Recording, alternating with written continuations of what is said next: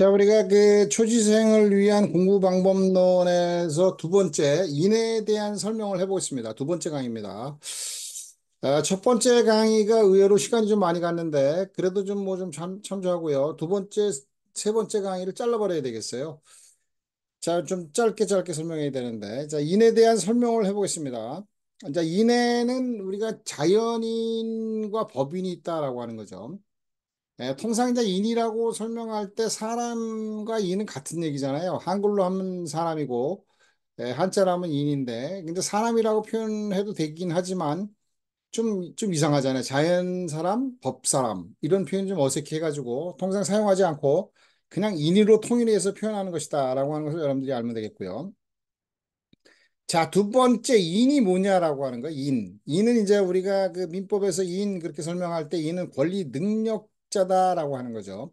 이 권리 능력자다라고 설명하면서 민법에서는 의무의 능력자다라고도 포함하는 겁니다. 그래서 이제 인이라고 하는 것이 권리 능력자가 맞는데, 권리의 주체가 맞는데, 의무도 포함해서 권리 의무의 능력자다 이렇게 표현하고 있고, 이제 권리 의무의 능력자다라고 하는 것은 무슨 얘기냐면요. 인이라고 하는 건 권리 의무의 주체가 된다라고 하는 것과 같은 거예요. 이게 권리 의무의 능력자. 근데 주로 많이 쓰는 게 이제 권리 의무의 주체가 뭐냐? 권리 의무의 능력자가 된다. 그러면 이제 권리 의무의 능력자 그러면 앞서도 얘기했지만 권리의 주체 그러면 뭐가 되겠어요? 채권자가 되는 거죠. 의무의 주체 그럼 채무자가 되는 거죠. 그래서 권리 의무의 주체라고 하는 것은 채권자도 되고 채무자도 되는 그 경우를 얘기하는 거죠. 그래서 권리 의무의 주체는 채권자도 되고 채무자도 된다라고 하는 얘기가 되는 거죠.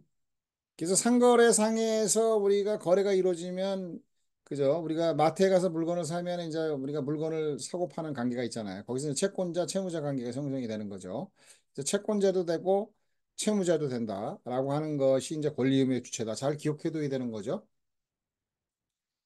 그다음에 이제 우리가 먼저 이제 자연인과 법인이 있으니까 자연인부터 이제 따져보는 겁니다. 이 자연인이라고 하는 것은 엄마 뱃속에서 태어난 경우를 사람을 이제 우리가 자연인이라고 얘기를 하죠. 그래서 이제 엄마 뱃속에서 태어남과 동시에 이제 우리는 권리 능력자가 되는 거죠. 여기서 우리가 기억해야 될 거는 권리 무능력자다라는 표현을 사람들이 써요. 근데 권리 무능력자라는 말은 없습니다. 너는 권리 무능력자야. 그럼 무식한 얘기를 하는 거죠.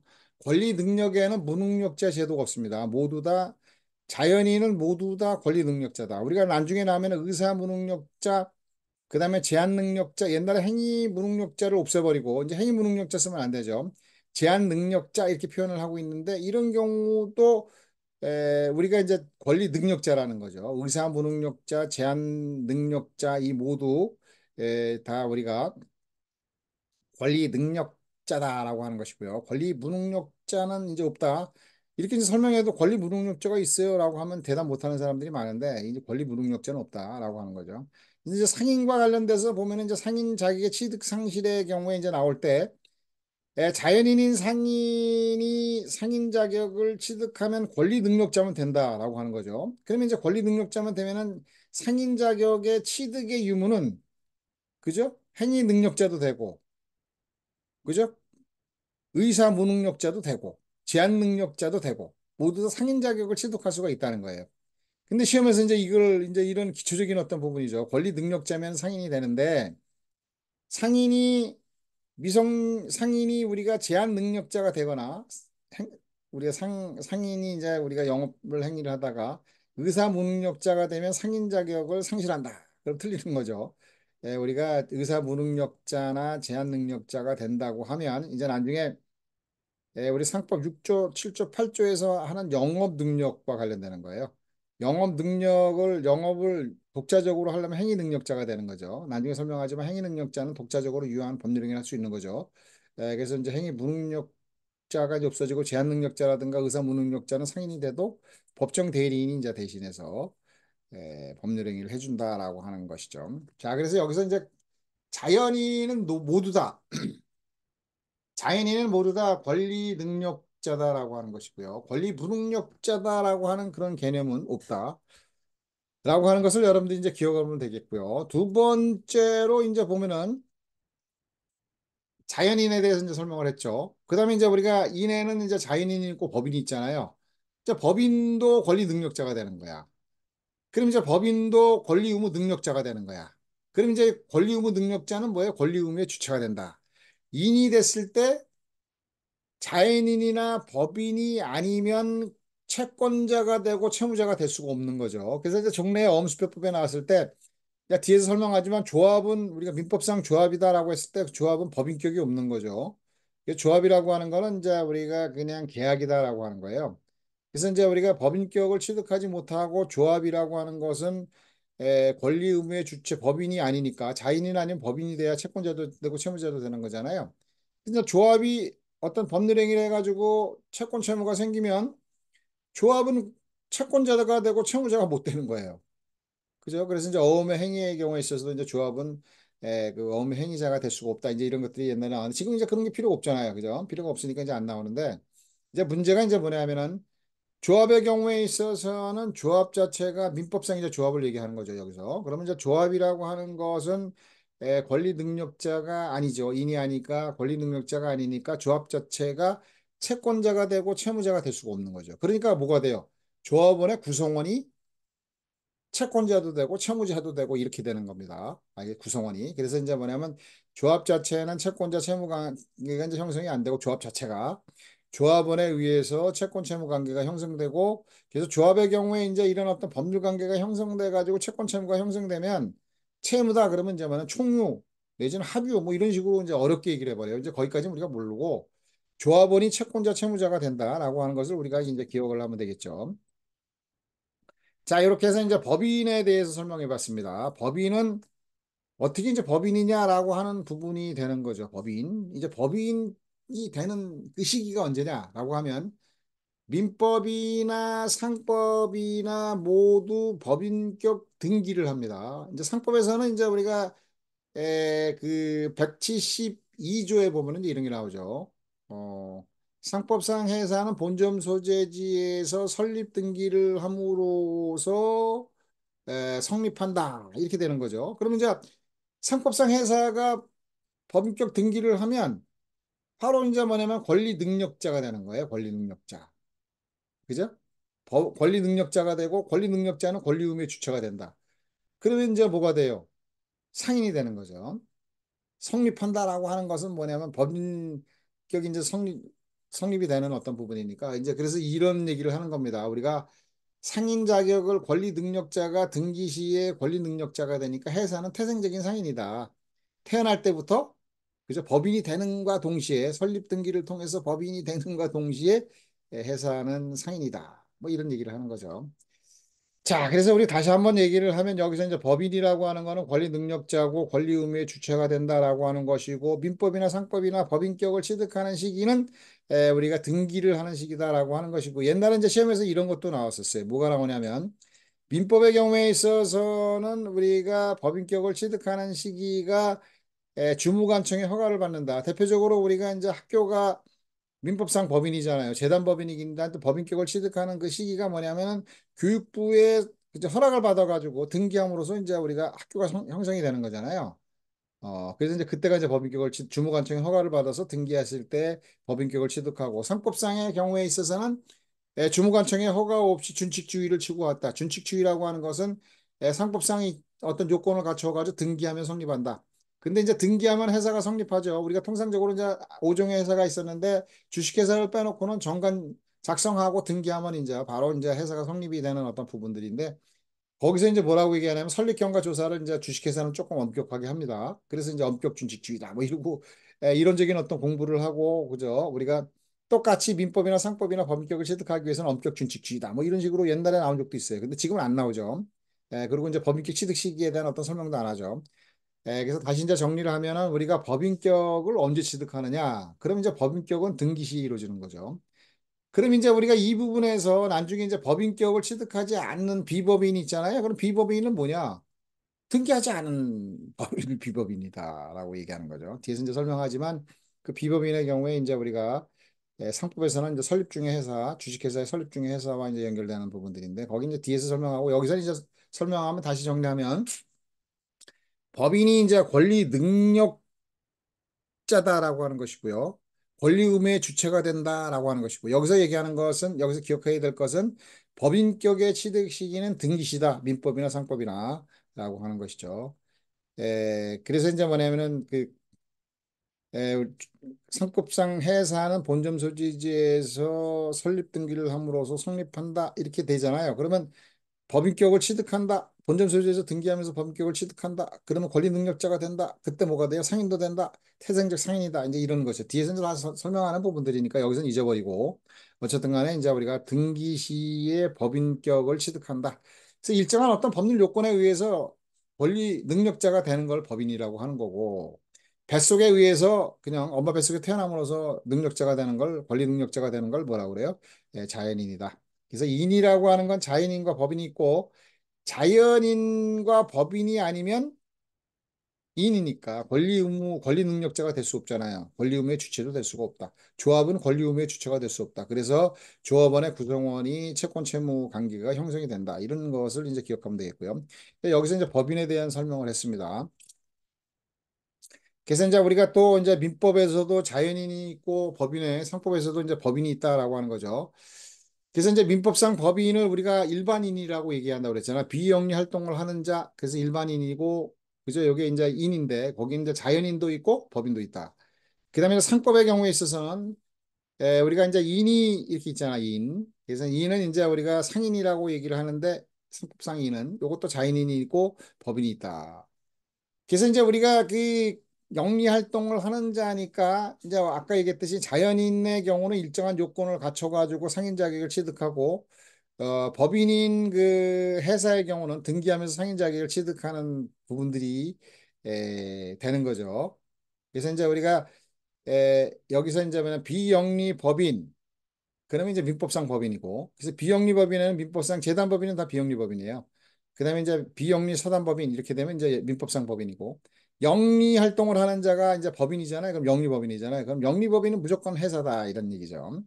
그래서 영리 법인은 회사, 비영리 법인은 민법상 법인이고, 재단 법인은 무조건 비영리 법인이고, 그다음에 이제 우리가 사단 법인도 비영리 법인이 있다 이렇게 해야 되는 거죠. 그래서 비영리 법인은 민법 법인이고 영리법인은 상법법인이고 영리법인은 무조건 다 회사다. 그래서 상법상 회사는 이제 5종 회사가 있지만 모두 다 상법상 회사는 뭐예요? 법적으로는 우리가 상사회사, 당인상인인 상사회사와 그죠? 의제상인인 민사회사 두 가지가 이제 우리가 상법상 이제 정해지죠. 그래서 다시 정리하면은 우리가 민법이나 상법이나 모두 자연인과 법인이 있는데 민법의 경우에 있어서는 비영리 활동을 하는 자고 그다음에 상법에서는 영리 활동을 하는 자고 그래서 이제 영리법인이 되는 거고 비영리법인이 되고 민법에서는 그래서 영리법인은 상인이다 회사다 이렇게 기억하면 되겠습니다. 자, 그다음에 이제 요게 이제 이렇게 설명을 하면서 이제 사단과 재단이 이렇게 두 가지로 나눠집니다. 그럼 사단은 뭐고 법인은 뭐냐 이렇게 되는 건데 이제 우리가 이 이상 결합한 단체다라고 했을 때는 이제 뒤에서 조합도 나오지만 사단과 조합이 이렇게 있어요. 조합은 뒤에서 설명하고 그래서 이제 사단은 이 이상 결합한 단체다. 이게 이제 사단이고요. 2인 이상 결합한 단체를 사단이라고 얘기하고 그다음에 재단이라고 하는 거는 인의 결합이 아닙니다. 일정한 목적을 위해서 출연된 재산이다. 라고 하는 어떤 부분이 되죠. 그래서 이제 이런 게 이제 재단으로 나타나는 게 뭐냐면 유경법인 같은 경우, 종교법인 이런 것들을 우리는 재단법인이라고 얘기하죠. 그래서 이거는 인의 결합이 아니고 출연된 일정한 목적으로 출연된 재산이다. 라고 얘기 이제 해결하는 거죠. 그래서 재단법인이나 사단이나 재단은 모두 법인이 될 수가 있는 거예요. 그다음에 이제 재단법인은 모두 다 비영리법인이고요. 그다음에 이제 사단법인은 앞서서 설명했지만 사단법인은 영리사단법인이 있고 비영리사단법인이 있죠. 그럼 이제 영리사단법인은 민법상 사단법인이 되는 거고요. 비영리요. 비영리사단법인은 이제 민법상 법인이고 영리사단법인은 뭐예요? 상법상 회사를 얘기한다. 이 상법상 회사의 그런 경우는 상사회사와 민사회사다. 모두 다 우리가 상법상 법인이다라고 하는 거죠. 다시 정리하면 사단과 재단이 법인이 되는 거고 재단은 비영리 법인이고 사단은 법인이 되는데 우리가 이제 사단은 비영리 법인이 있고 비영리 사단 법인이 있고 영리 사단 법인이 있다. 비영리 사단 법인은 민법상 법인을 얘기하는 것이고 영리 사단 법인은 상법상 회사를 의미한다. 이렇게 이제 기억을 하고요. 그다음에 이제 사단과 조합의 구별입니다. 인이 결합한 단체에서 사단과 조합의 어떤 구분을 어떻게 하느냐? 그럼 이제 민법상의 이제 조합이죠. 우리 통상 이제 민법상 조합과 사단을 구별할 때 사단은 이제 법인으로 가는 거죠. 법인으로 가서 이제 사단의 경우에 있어서는 우리가 이제 뭐냐면은 권리 능력자가 되는 거죠. 법인은 이제 권리 능력자잖아. 권리 의무의 주체가 되는 거고 조합이라고 하는 거는 우리가 계약이다라고 하는 게 뭐냐면 민법에서 채권편에 보면은 계약, 민법에서 이제 14종의 계약 그 형태를 만들어 놨어요. 요걸 이제 14종의 전형 계약이다. 상법, 민법전에서 정한 계약은 14가지가 있다. 그 중에 이제 하나가 뭐예요? 조합이란 말이죠. 우리가 이제 많이 나오는 게 이제 고용 계약이라고 그러잖아. 고용 관계도 계약이고, 고용도 들어가죠. 그다음에 이제 위임 계약, 그다음에 조합도 계약이다. 이렇게 되는 거죠. 그러니까 계약에 이제 해당되는 어떤 부분이고 조합은 이제 계약이다라고 하는 어떤 부분이고 요거는 민법상 전형적인 계약이다. 그래서 조합은 뭐가 돼요? 법인이 될 수가 없는 거죠. 계약이니까 법적 성질이. 그래서 조합법인은 없다. 사단은 사단법인이 있다라고 하는 거죠. 자, 그래서 이제 여기서 이제 얘기하는 조합이라고 하는 것은 우리가 민법상의 그 조합을 얘기하는 것이고 법적 성질은 계약이다 이렇게 얘기하는데 여기서 이제 나중에 지금은 여러분들이 이제 그 조합은 인이 아니니까 계약의 당사자가 안 되니까 구성원이 우리가 채권자도 되고 채무자가 되고 조합 자체는 권리 채권 채무자가 안 된다고 얘기를 했잖아요. 그럼 이제 우리가 상법에서는 아주 구체적으로 나타나는 게 뭐냐면은 합자조합입니다. 합자조합. 여기 합자조합이 이제 24년도에 이제 우리가 법조문을 중심으로 이제 시험에 출제가 됐고 이런 어떤 부분인데 합자조합은 이제 우리가 그 86조의 2에서 뭐라고 나오냐면요. 이제 복잡하게 얘기 아니라 단순하게 얘기를 하면 무한책임 조합원과 합자조합은 이제 합자회사하고 비슷해요. 무한책임 조합원과 유한책임 조합원이 상호 출자한다. 계약이라고 하는 거는 둘 이상의 조합원이 상호 출자해서 그죠? 공동 사업을 경영할 것을 약정하는 것이다. 이런 거죠. 그럼 여러분들이 이제 뭐냐면은 법조문에 이제 나오는 약정. 이거는 계약이라는 얘기야. 알겠어요? 그래서 이제 상호 계산, 그다음에 이제 우리가 뭐냐면 익명조합, 그다음에 합자조합, 이런 것들이 나오잖아요. 그럼 요거는 민법상 14종의 전형 계약이 아니고 요것도 이제 뭐냐면 계약이니까 상법상 특수한 계약이다. 이러고 이제 시험에 나오는 거예요. 상법상 특수한 계약으로 뭐가 있어요? 상호계산, 법적 성질이. 그죠? 그 다음에 이제 우리가 익명조합, 우리가 이제 합자조합이 있는데 합자조합에서 이제 얘기하는 게 이제 조합의 어떤 개념을 설명하고 있는 거죠. 조합원이 상호 출자해서 공동사업을 경영할 것을 하는 약정이다. 그 약정에 그래서 이제 효력이 생긴다 이런 얘기죠. 그 약정이 뭐냐면 계약이다. 그래서 이제 우리가 정확하게 계약이라고 할 때 통상 얘기하면 청약의 의사표시와 승낙의 의사표시 합치다. 그다음에 의사표시 합치다. 그럼 이제 우리가 통상 다 줄이면 뭐 약정, 합치, 합의 이런 식으로 이루어지면 당사자가 요걸 계약이라고 얘기하는 겁니다. 그래서 조합은 14종 전형 계약의 하나다. 그래서 우리가 뭐예요?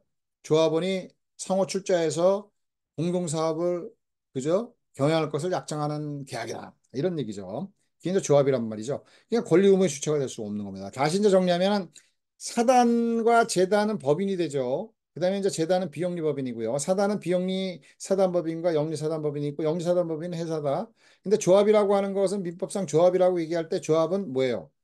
뭐가 이루어져요? 민법상 조합이라고 하는 것은 우리가 이제 그 어떤 인격을 못 갖추잖아요. 인이 안 되니까 계약적인 어떤 부분이니까 조합의 경우에 있어서는 뭐 우리가 2인 이상 결합한 단체로서 사단과 조합이 있긴 하지만 사단은 법인으로 가는 것이고 그다음에 이제 우리가 조합은 계약이다. 그래서 권리 능력자가 될 수 없고 권리 의무의 주체가 될 수 없다. 라고 하는 거 정도 이렇게 기억하고요. 그런 정도만 알면 이제 사단과 조합의 이제 우리가 기초적인 어떤 개념이다라고 하는 것이죠. 그래서 상법상 특수한 계약으로서는 우리가 얘기했던 거 있잖아요. 우리가 합자조합이 대표적으로 이제 여기서 이해하기 위해서 합자조합을 나중에 여러분 조문 찾아보면 그 이해가 돼요. 그다음에 이제 익명조합이 있고 상호계산이 상법상 특수한 계약이다. 그죠? 그래서 그 권리 조합원의 구성원이 이제 우리가 그 권리 능 채권자 채무자도 되지만 그 조합 자체는 우리가 채권자 채무자가 될 수 없다는 거지. 인이 아니기 때문에. 채권자 채무자가 된다. 그러면 인이라고 하는 거예요. 그럼 인이 뭐예요? 자연인 아니면 법인이다. 이렇게 기억해야 되는 거죠.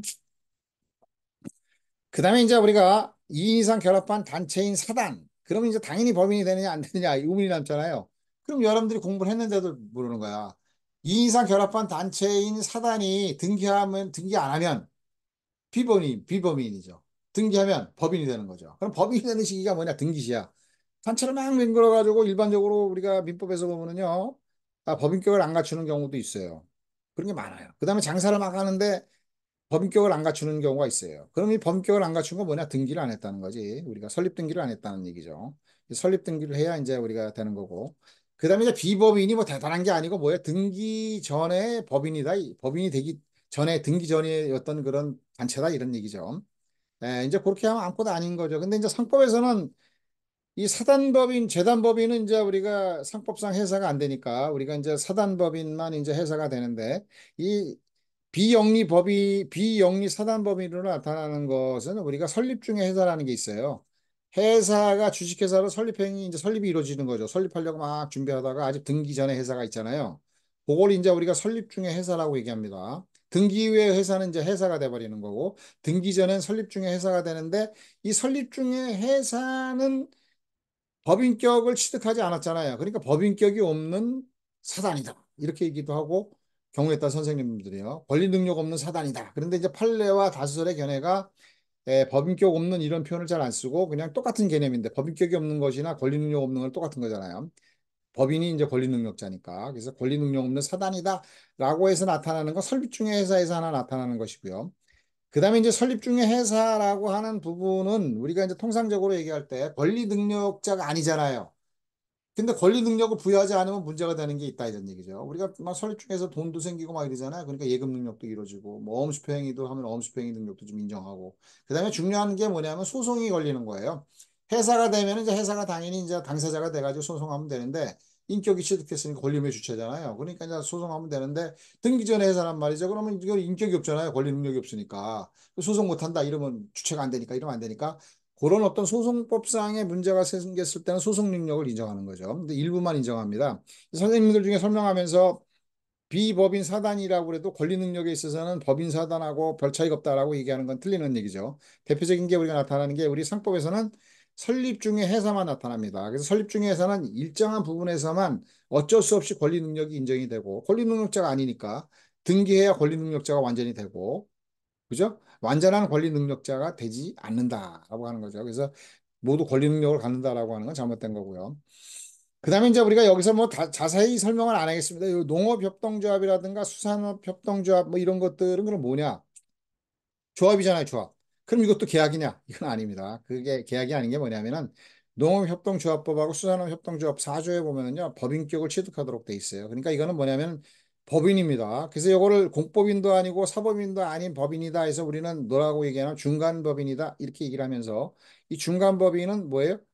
상인 자격을 취득할 수가 없다 이렇게 얘기를 합니다. 그래서 통상적으로 얘기할 때는 노동협동조합도 상인이 될 자격이 없고 부산업동조합도 상인이 될 수 없다. 이런 게 이제 맞는 얘기인데 경우에 따라서 이제 우리가 제 뭐냐면 약간의 이제 우리가 헷갈리는 게 이제 농협은행이 있잖아요. 농협은행. 그다음에 이제 우리가 수산업은행이 있잖아요. 그럼 이건 뭐냐? 근데 이제 농협은행이라든가 수산업은행금을 외환국에서는 우리가 금융기관으로 봐요. 그 외관법에서는 상인으로 놓고 보는 거죠. 그래서 이제 제가 생각할 때는 농업협동조합이라고 해도 농협중앙회를 중심으로 해서 그 조합원을 순수한 그 상인이 아닌 조합원을 상대로 했을 때는 요거는 비상인이고 상인을 상대로 했을 땐 상인이다. 이것도 굉장히 어려워요. 그러면서 다 그렇게 설명을 안 합니다. 그래서 이제 시험에 나오지 이제 그런 것들은 이제 안 나오는데 제가 볼 때는 이제 농협중앙회, 수산업중앙회 이제 그 전부 다 이제 지주회사가 되는 거니까 그런 경우나 농업은행 이런 것들은 뭐 상인으로 봐야 되지 않겠느냐. 시험에는 안 나오지만 제 개인적인 생각이고요. 그래서 이제 그렇게 이제 하고 이제 우리가 옛날에는 여러분들이 이제 우리가 통상적으로 농협 그다음에 이제 우리가 수산업협동조합 이러면 여러분들 생각 잘 안 나는데 우리가 지방에 가면 그런 게 나타나 있어요. 그 지방에 가면 이제 나타나 있는데 그게 이제 뭐냐면은 슈퍼마켓, 우리가 지금 보면 슈퍼마켓 같은 농협협동조합이 있어요. 물건을 팔고 산단 말이죠. 그러면 거기에 이제 조합원들이 자기들이 물건을 파는 거, 농협협동조합 하면 농민들이 맹글어가지고 해가지고 물건을 파니까 다 비상인적인 요소를 갖는 거잖아요. 그런 어떤 부분에서 이제 그들이 물건을 팔고 살면 장사행위가 돼도 요건 상인 자격 시도할 수 없어. 라고 하는 게 이제 다수설적인 견해고, 은행의 경우 수신, 여신 뭐 이런 경우는 비상인을 상대로 한 조합원을 상대로 하면 이건 상인 자격이 없어. 근데 상인을 상대로 해서 수신, 여신 행위라면 이거는 상인이야. 이것도 굉장히 어렵잖아요. 그러니까 농협은행, 그죠? 농협중앙회 이런 뭐 수산업은행 이런 것들은 뭐 상인으로 봐야 된다. 근데 시험에서는 이제 이렇게 이제 얘기할 때 이제 여기서 하나 기억하는 건 농업협동조합은 우리가 민법상 조합이 아니고 법인이다.